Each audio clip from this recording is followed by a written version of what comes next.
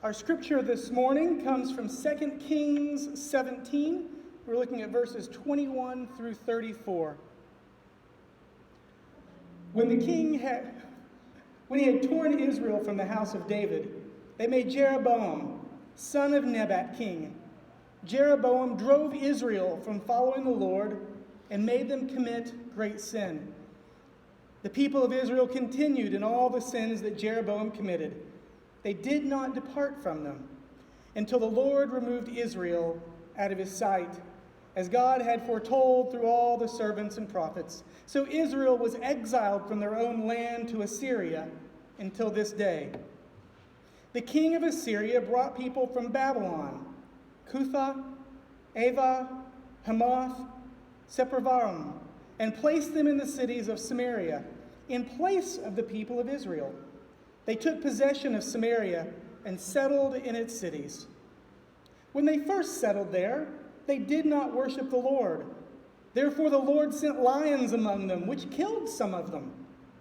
So the king of Assyria was told, "The nations you have carried away and placed in the cities of Samaria do not know the law of the God of that land.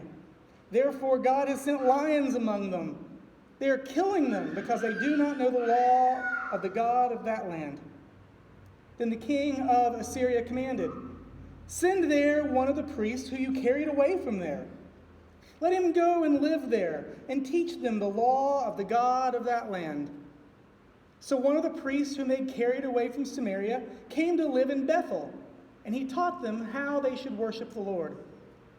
But every nation still made gods of its own and put them in the shrines of the high places that the people of Samaria had made, every nation in the cities in which they lived. The people of Babylon made Succoth-Benoth. The people of Cuth made Nergal. The people of Hamath made Ashima. The Avites made Nizpah, Tertak. The Serphivites burned their children in the fire to Adramelech and Amonelech, the gods of Sepharvaim. They also worshipped the Lord and appointed from among themselves all sorts of people as priests of the high places, who sacrificed for them in the shrines of the high places. So they worshipped the Lord, but also served their own gods, after the manner of the nations from whom they had been carried away. To this day they practice their former customs. They do not worship the Lord, and they do not follow the statutes or the ordinances of the law or the commandments of the Lord. They do not follow the law commanded to the children of Jacob, whom he named Israel. This is the word of the Lord. Thanks be to God.